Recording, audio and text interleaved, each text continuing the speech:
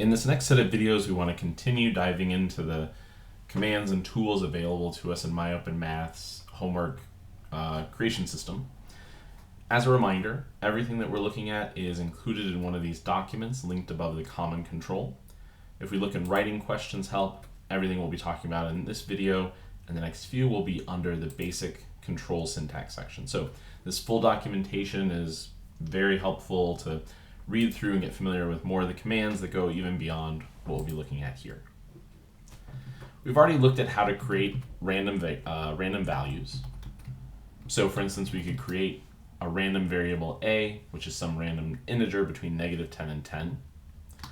Or if we wanted it to be a random real number with steps of 0.25, 0.5, whatever value we want there. But we can also create variables based off a previous value that we've found or created. For instance, if we want variable b to be something like 2 times variable a, or maybe variable a squared, we can do that as well. So we can generate random numbers and then generate other values based off those previous existing values. We can also create arrays and strings.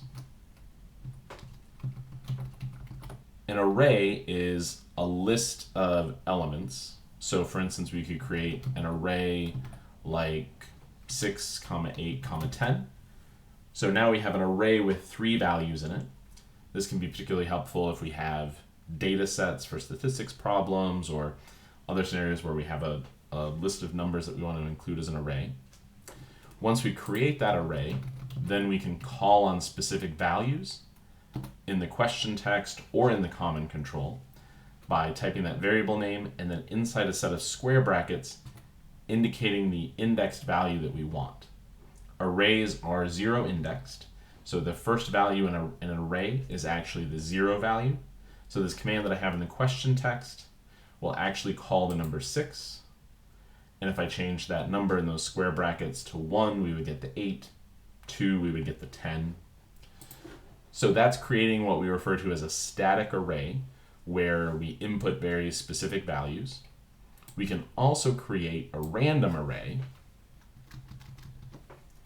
So we'll still call this array 1, but instead of using that array command, we'll use the rands command. So we're going to create more than one random integer with a minimum and maximum value.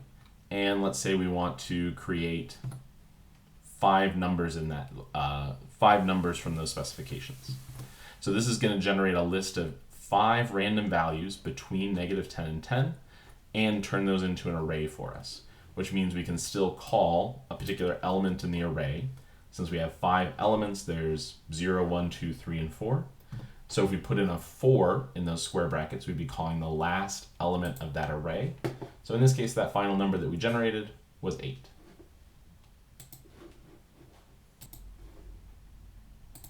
We can also create strings in MyOpenMath, which is a set of numbers or words, symbols inside a set of quotation marks. It can literally be any text you want to include. When we create that string, the output will be literally whatever text we put inside those quotation marks. We can use this for things like outputting functions or other mathematical notation. So we could output a function, f of x is equal to x squared plus 2. Or we could call on previous variables so that we have some variable component of that string. And when it generates that string, it will drop in that value for a, which in this case was -1.75.